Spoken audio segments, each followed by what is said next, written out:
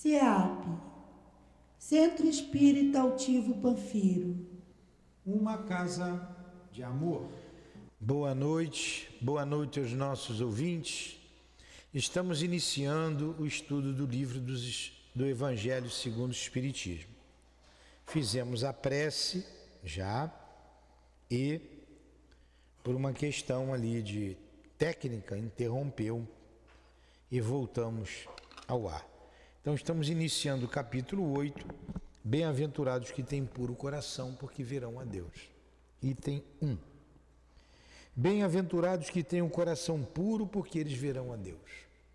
Então que Deus nos abençoe, que Jesus nos abençoe a noite de estudos, que os guias da nossa casa estejam junto a nós, o Altivo, a Lurdinha, Neuza e todos os espíritos amigos que fazem parte da coluna de espíritos que sustentam o nosso CEAP. Graças a Deus, que assim seja. Então,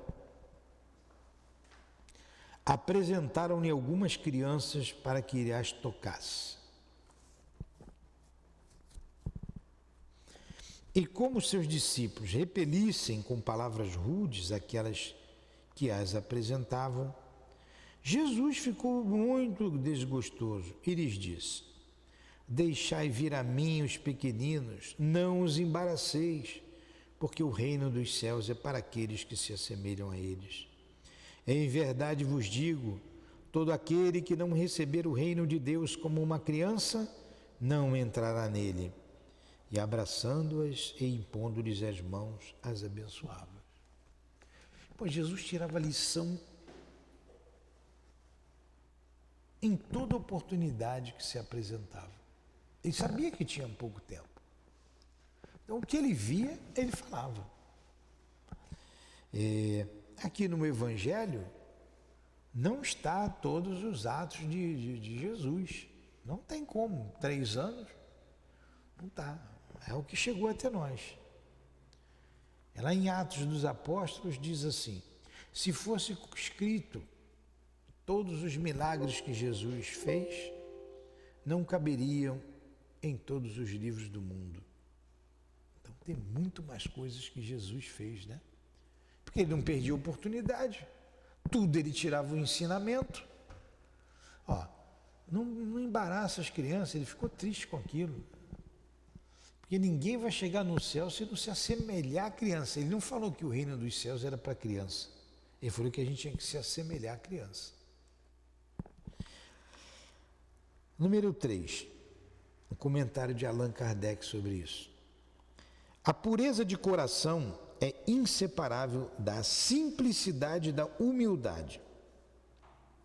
Se ela exclui toda a ideia de egoísmo e de orgulho, eis a razão porque Jesus toma a infância como símbolo dessa pureza, assim como a tomou como símbolo da humildade.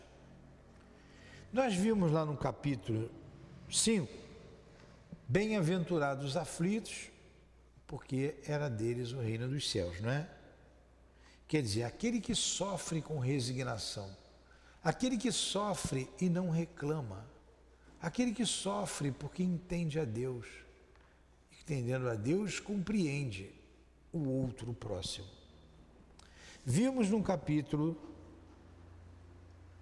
7, bem-aventurados os pobres de espírito, porque é deles o reino dos céus. O que é pobre de espírito que a gente viu? Os humildes, certo? Os humildes. Vimos lá, bem-aventurados os mansos, porque possuem a terra. A virtude da mansuetude, da humildade, a virtude da simplicidade. E agora estamos vendo essa virtude de ter o coração puro, como tem as crianças. Mas para você ter o coração puro, você tem que ser simples. É inseparável da simplicidade e da humildade. A criança não é simples? Toda criança é simples. Eu brinco com a Mel, cabeça de pastel. Ela ri, fala cabeça de papel, né? não é pastel, é papel, que ela fala. Então, numa simplicidade, né, numa pureza de coração. Então Jesus comparou o reino dos céus, falou que o reino dos céus comparando a pureza de coração da criança. Então você tem que ter humildade, você tem que ter simplicidade, como ele disse, é inseparável a pureza de coração, é inseparável da ideia de, exclui, aliás, a ideia de egoísmo, exclui a ideia de orgulho. Então, para você ter o coração puro, você não pode ser egoísta, você não pode ser orgulhoso. Aí você pega todas as outras aventuranças e coloca aqui, para que um dia você possa ver a Deus.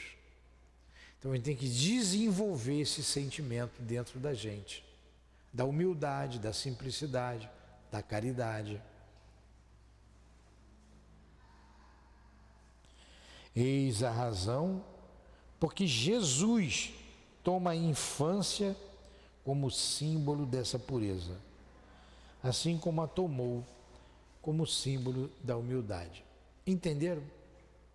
Perguntas? Nenhuma pergunta? Então vamos continuar. Essa comparação poderia parecer injusta se considerarmos que o espírito da criança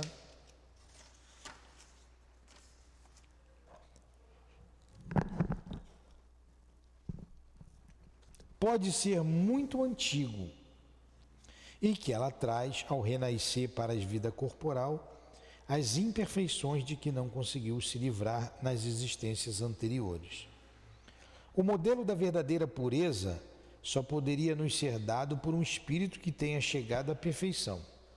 No entanto, do ponto de vista da vida presente, essa comparação é exata, porquanto a criança, não tendo ainda podido manifestar nenhuma tendência perversa, nos oferece a imagem da inocência e da candura.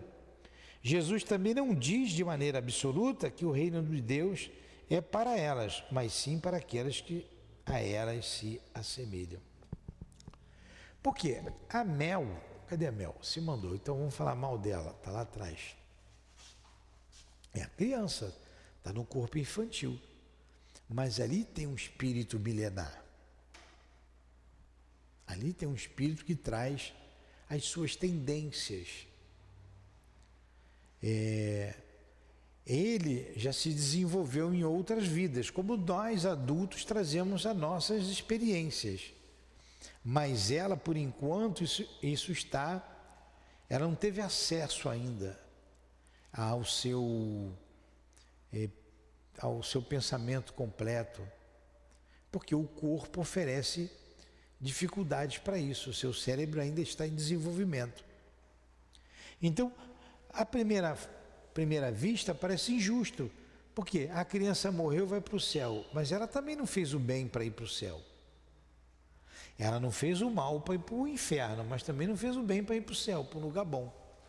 Porém, ele pegou como ele colocou aqui, ele pegou um modelo de pureza de coração, que a gente tem que ter esse modelo de pureza de coração. Por isso ele falou da criança.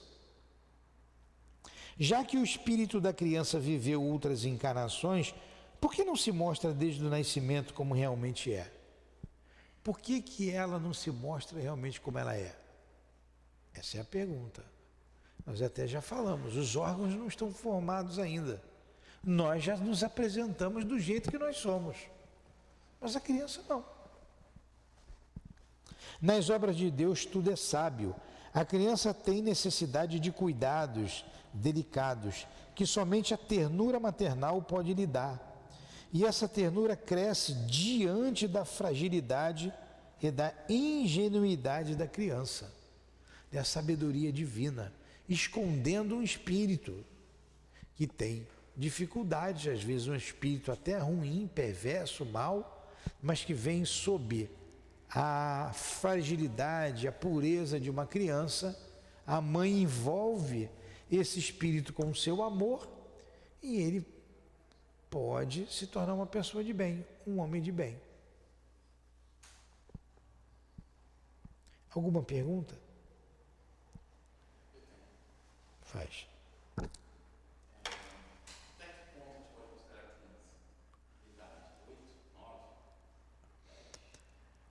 Os espíritos dizem que o espírito começa a tomar consciência de si a partir dos 7 anos de idade. Ali se fixou todos os pontos perispirituais no corpo físico. Ele começa a ter a noção. Quantos anos você tem, Mel? 7. Aí, ó. Já está ficando uma mocinha, né? Agora, a gente sabe, como diz assim, que a maturidade, Leon Denis diz que a nossa maturidade, ela vem a partir dos 30 anos. 30 anos de idade. Mas isso não é uma coisa absoluta.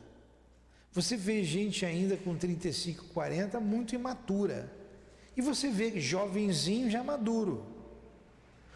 O altivo com 17 anos já estava dirigindo o centro espírita. Com 17 anos.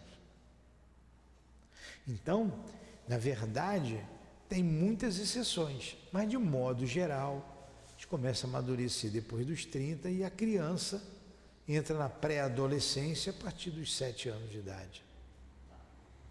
Né? De modo geral.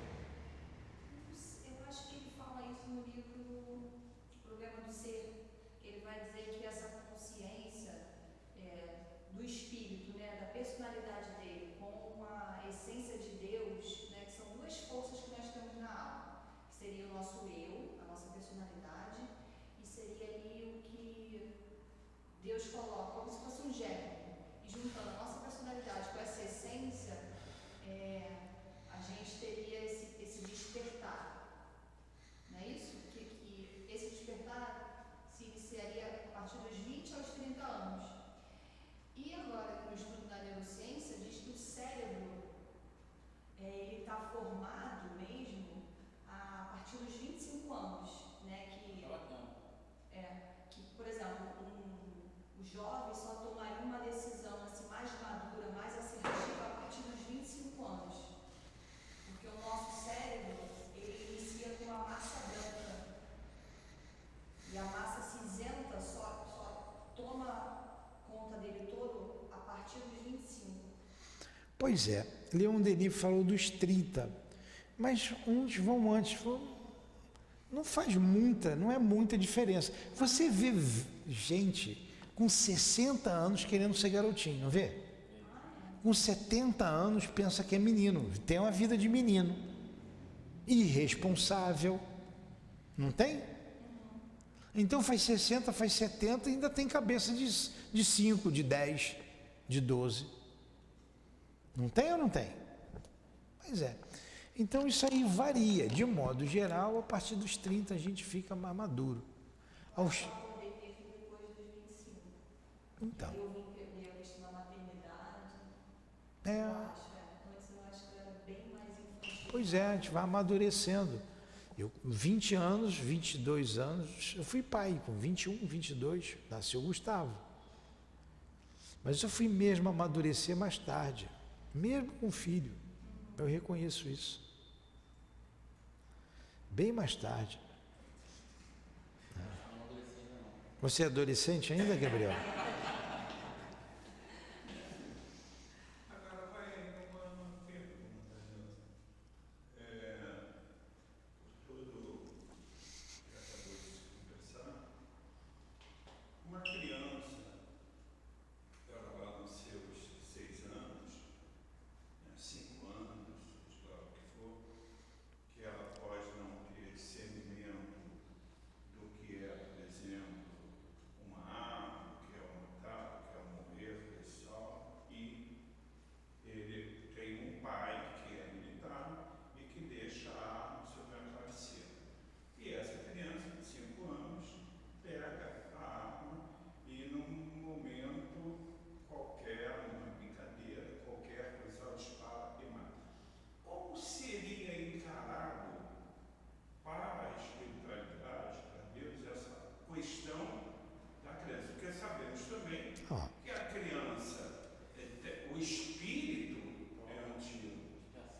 Mas olha só, mas olha, uma criança de 4, 5 anos não tem capacidade de discernir.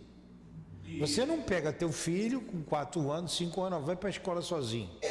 Não vai. Então, ele é uma criança. Ele continua, ele não vai ser um suicida porque pegou a arma do pai, que deixou ali de maneira irresponsável e acionou o gatilho. Não foi um suicídio, foi um acidente. E quem responde nesse caso são os pais, né? O pai foi irresponsável. Agora, olha a prova aí, olha a dor que o pai vai ter numa situação dessa. E esse espírito se libertou,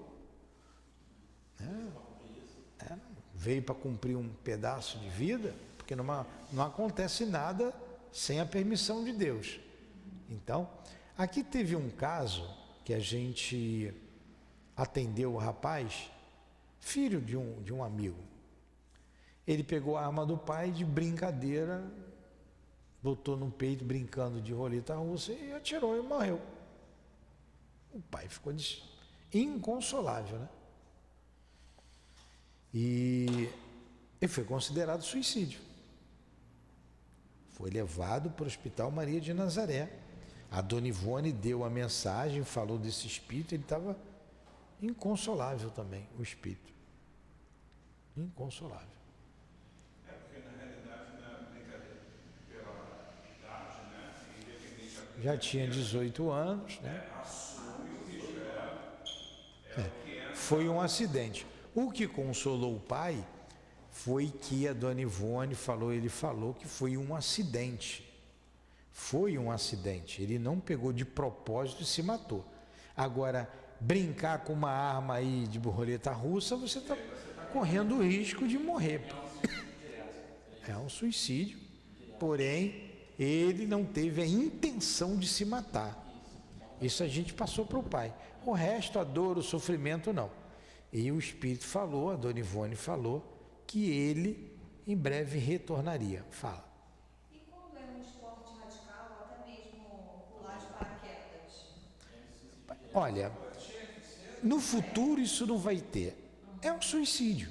Não deixa de ser. Porque tem casos, né, que o rapaz caiu perto da casa da minha avó de um paraquedas, assim, faleceu. É muito triste. É triste, uma morte violenta. Não é considerado suicídio o cara que bebe e pega o carro, bate no poste e morre? Tio, você que era mestre de saltos, quantos saltos você deu? 1000 e poucos saltos. Meu anjo da guarda ficou de cabelo branco. Então, mas é um suicídio. É uma. Você nasceu com pena para voar?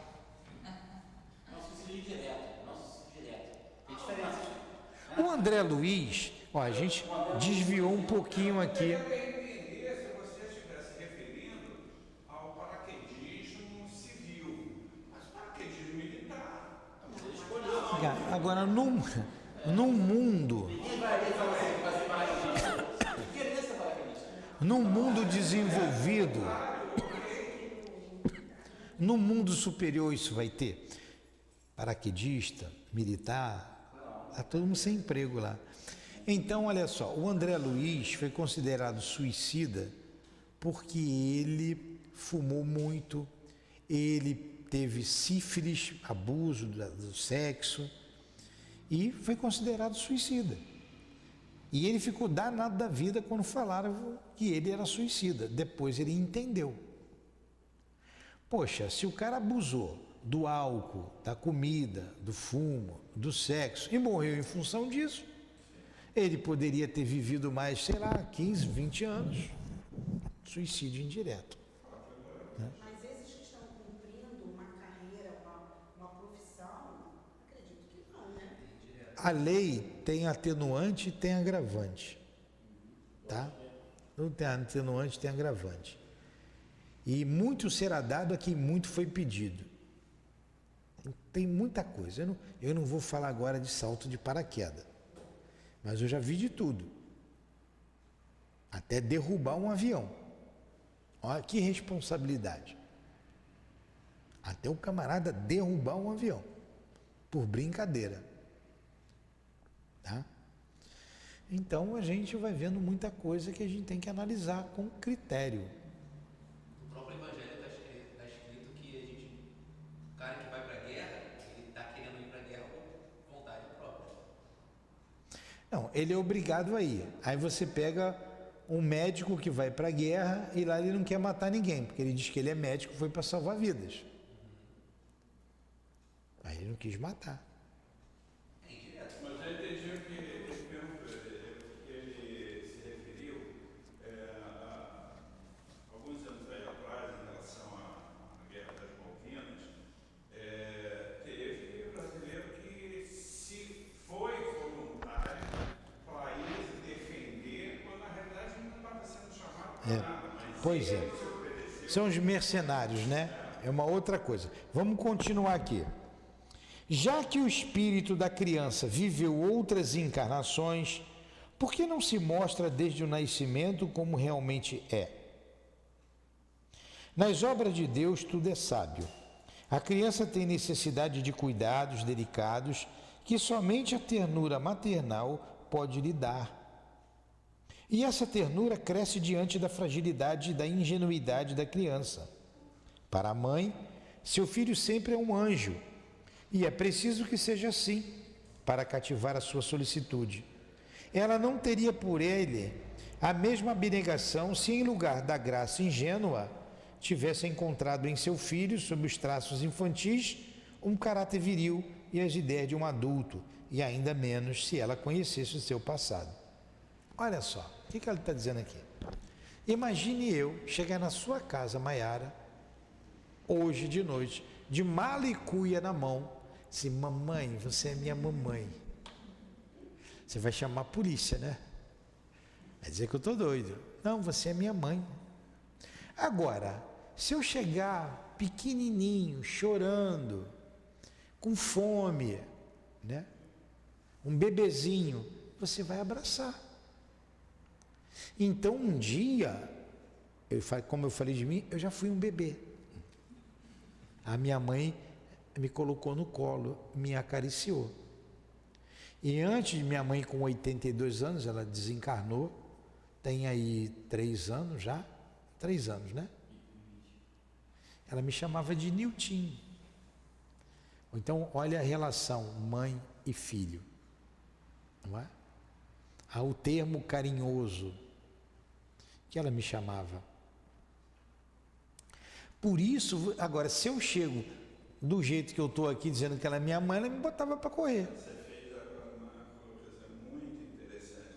Por isso que é importante, quando eu tratei de legenda, eu tive que dar a importância da pessoa estar presente nos estudos.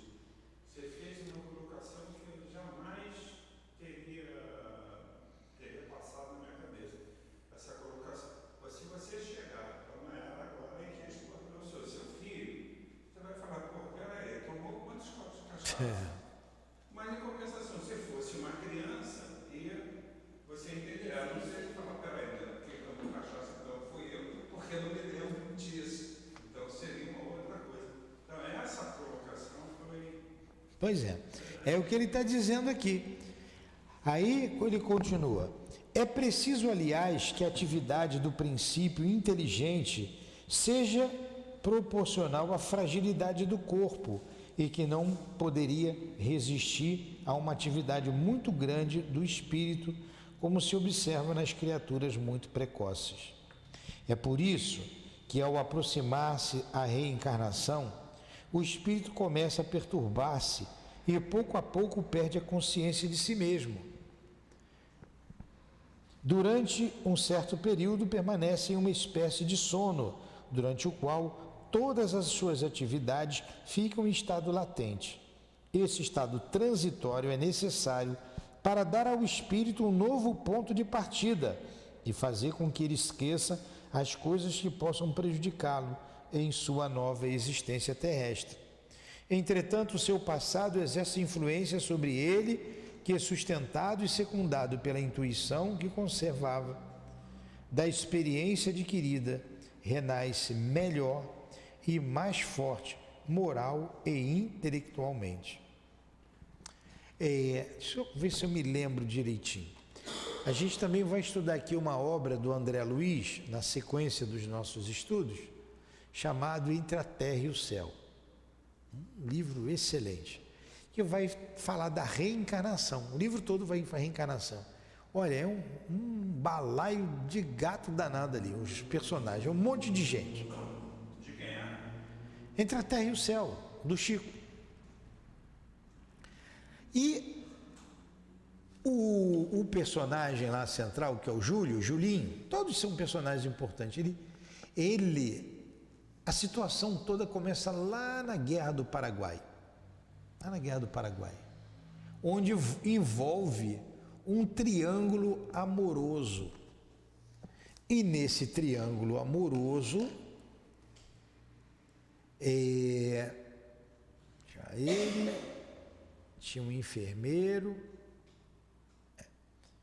tinha um enfermeiro, a Lola, olha, é um monte de gente envolvida.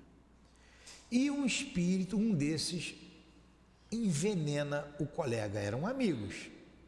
Ele envenena para ficar com a mulher dele. Né? Ele envenena, bota no vinho lá veneno e envenena. E ali começa a história do Júlio. Ele envenena, ele morre, ele retorna como filho, e eles vêm nesse envolvimento os três. Até que num determinado momento, eu só quero chegar num determinado momento da história, ele renasce na família, ele tem problemas daqui por causa do veneno que ele tomou, e o pai é o que deu o veneno. E a mãe era aqui a esposa traída. Então você vê que ele vem como uma criança muito frágil, muito débil fisicamente e que precisava do carinho, do amor, da atenção dos pais. Da atenção dos pais. Ele foi o que tomou o veneno. O que deu o veneno não gostava dele. Não gostava dele. Quando vai atendê-lo, olha o garoto, ele tem raiva do garoto, ele tem repulsa. Ele era enfermeiro. E o médico mandou ele aplicar a injeção. E veio na cabeça dele assim: eu vou matar esse moleque, eu não gostei dele. O pai? Não, o enfermeiro. Olha, liga todo mundo na história, o magnetismo liga todo mundo na história. Vocês querem entender reencarnação? Leiam Entre a Terra e o Céu. O Júlio desencarna 2 vezes, que uma vez ele se suicidou se jogando no rio, ele se afogou depois. Quando um terceiro camarada pega a mulher dele de novo. Era leviana. Então, são 3 por causa dela. Lola era o nome dela, Lola. Eu acho que era você, Maiara, lá, estava lá. Então era você. Então era você. Então olha só, ela volta. Olha, é uma história tão complicada. E o Julinho desencarna e ele continua como criança no mundo espiritual. Ele não se vê como espírito imortal. Ele é uma criança. E ele chora muito, ele sofre muito. Com saudade da mãe, ele queria a mãe. E ele reencarna no mesmo lar, como criança, ele volta como criança no mesmo lar. Aí até lá já fizeram as pazes, o enfermeiro com o casal, que o enfermeiro não mata a criança, tá? Ele chega a pegar a injeção para dar a injeção errada. Quem não conhece a história vai lendo, pô, esse cara vai fazer isso? Mas é uma história interessantíssima. Pega ali Entre a Terra e o Céu para ler. E o Júlio volta novamente. Volta com o mesmo pai e a mesma mãe. O pai é o mesmo, a mãe é uma outra. Porque a mãe... Hã? O que aconteceu com a Lola? A Lola desencarnou. Compra um livro para ler. Olha, eu vou falar do Evangelho, não vou falar entre a terra e o céu. Mas é interessante. Você pega o livro lá que você não para de ler, de tão gostoso que é o livro, a história. Vai até o final rapidinho. Poxa, eu fui ler agora. Não, vamos voltar para cá.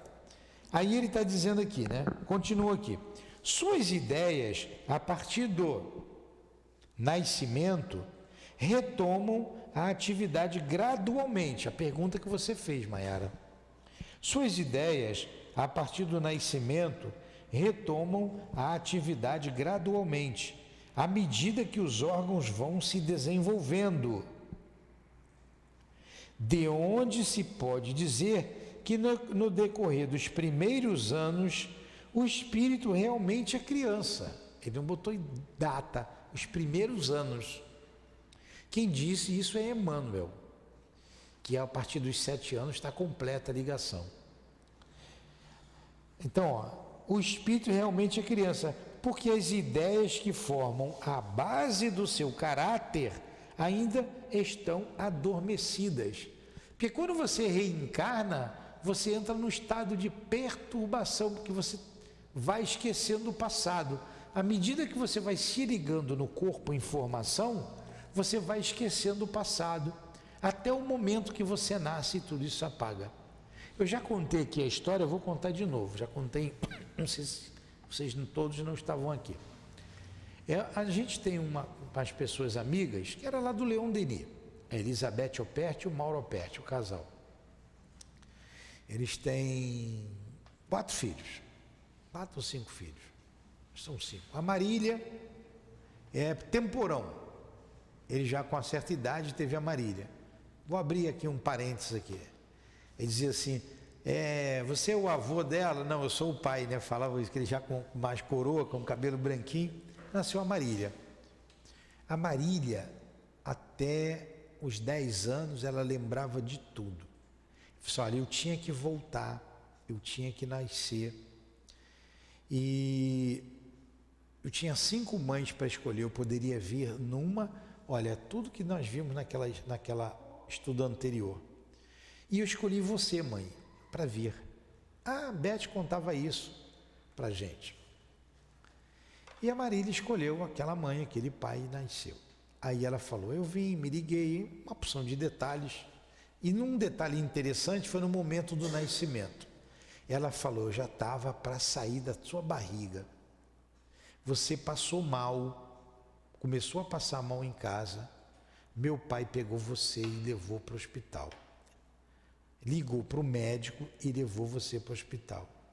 O médico chegou, subiu e você estava lá já sentindo dor.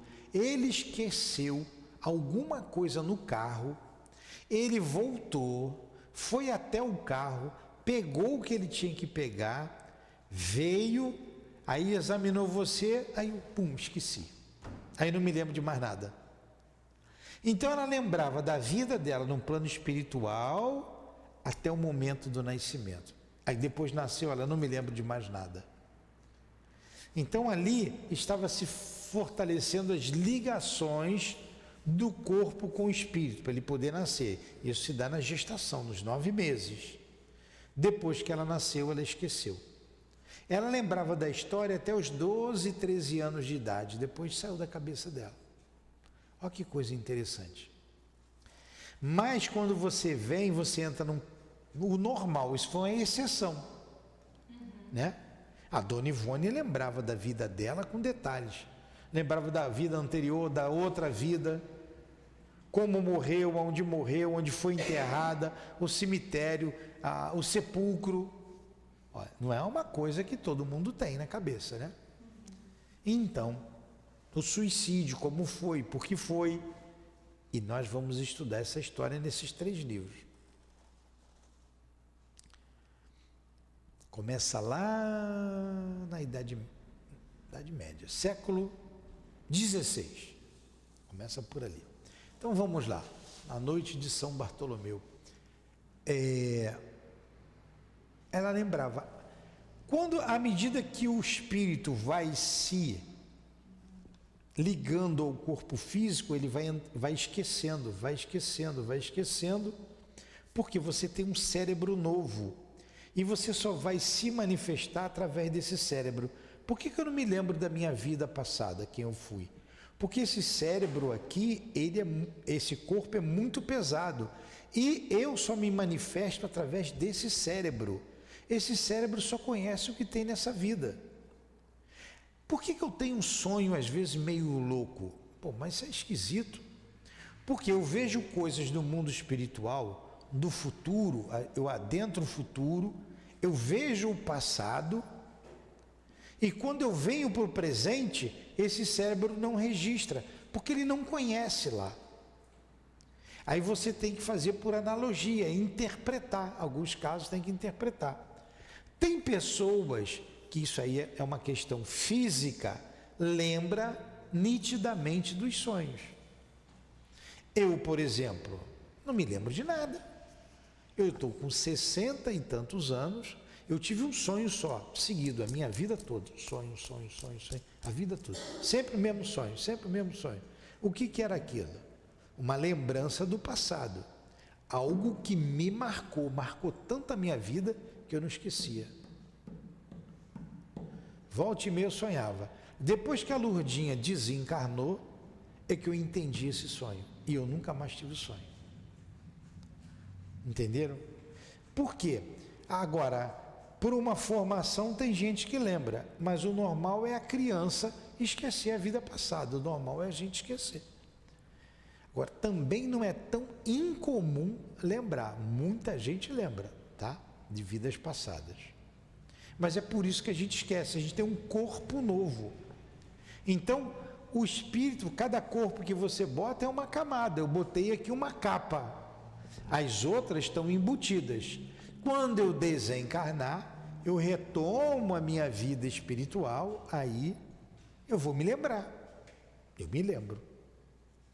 Aí é nessa lembrança que a gente faz uma análise da vida, dessa vida. Poxa, eu reencarnei para quê? Para isso. Eu cumpri? Não cumpri. Cumpri em parte. Coisa eu acertei, tem coisa que eu errei. Eu me compliquei mais. Puxa vida, e agora? Então vamos trabalhar para retornar. O problema, o que o André Luiz diz? Que a gente vem e volta há milênios e não sai do lugar. Essa eu eu tenho certeza que é a melhor oportunidade que a gente está tendo, porque é a vida que a gente tem. Então a gente tem o pai certo, a mãe certa, a família certa, o filho certo, e nós temos a doutrina espírita esclarecendo a gente. Então a gente tem tudo para vencer. Só depende de nós, da nossa vontade. Da nossa vontade. Vamos terminar aqui? Está na hora? Suas ideias, a partir do nascimento, retomam a atividade gradualmente à medida que os órgãos vão se desenvolvendo, de onde se pode dizer que no decorrer dos primeiros anos o espírito realmente é criança, porque as ideias que formam a base do seu caráter ainda estão adormecidas. Durante o tempo em que seus instintos permanecem adormecidos, ele é mais dócil e, por isso mesmo, mais acessível às impressões que podem modificar sua natureza e fazer com que progrida, o que torna mais fácil a tarefa que pertence aos pais. Então é na infância o momento mais fácil para você educar a criança, porque ela é uma massinha que você modela. A educação até os 7 anos é fundamental. É porque ela ainda não tem o seu caráter formado. E você vai modificando a criança com a educação. Portanto, por algum tempo, o espírito se reveste com o manto da inocência e Jesus está com a verdade quando toma a criança como símbolo da pureza e da simplicidade, apesar da anterioridade da alma. Tudo bem até aí?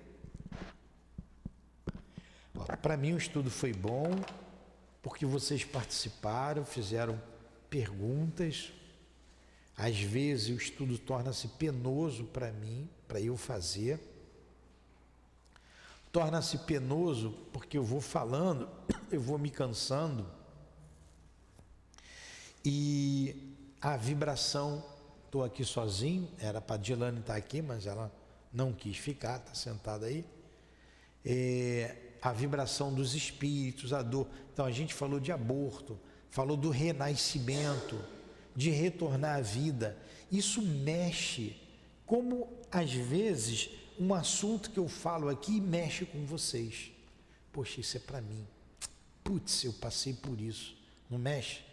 Agora vocês imaginem esse salão cheio de espíritos que têm as suas dores, que trazem as suas dores, que estão prestes a reencarnar, que terão que voltar por isso ou por aquilo. Aí a gente vai, toca na ferida. Aí o espírito está aqui, putz, eu fiz aborto, meu Deus, e agora vai ter que voltar. Aí essa carga emocional eu sinto. Aí eu vou ficando cansado, eu estava fazendo um esforço para falar. Quando vocês falaram de paraquedas, não sei o quê, eu deixei, sabe por quê? Porque eu desconcentrei. Eu deixei para eu... Normalmente eu não deixo, eu trago logo para o assunto. Aí eu fui me revigorando, me revigorei, aí voltamos para o assunto. Então vamos agradecer a Deus pela noite de estudos, agradecer a Jesus, agradecer aos espíritos guias da nossa casa, rogar pelos irmãos aqui presentes, encarnados e desencarnados. Que Deus abençoe a todos, que todos tenham forças para vencer, que tenhamos esperança, os desencarnados e nós encarnados. Que nós encarnados consigamos vencer essa etapa de vida, Senhor. Ajuda-nos, não nos deixes esmorecer. E os nossos irmãos queridos, que terão que voltar ao corpo em breve, tenham força, tenham bom ânimo, confie em Jesus, confie em seus guias, confie em Deus. Que Deus ampare a todos, que o perfume das rosas se espalhe neste ambiente, que o perfume das rosas sirvam de esperança, o belo, o agradável em nossas vidas. Que os irmãos suicidas tenham esta palavra em mente, esperança. Que Deus os abençoe, que Deus nos abençoe. Ajuda-nos, Senhor, a voltar em paz e em segurança aos nossos lares. Em nome do amor que vibra nesta casa, o amor do altivo e dos guias diretores desta casa de amor, dos nossos guias, do nosso amor, Lourdinha, do amor de Leon Denis e de Allan Kardec, do teu amor, Jesus, e do amor de Deus, nosso Pai. Acima de tudo, é que damos por encerrados os estudos da noite de hoje, em torno do Evangelho. Que assim seja.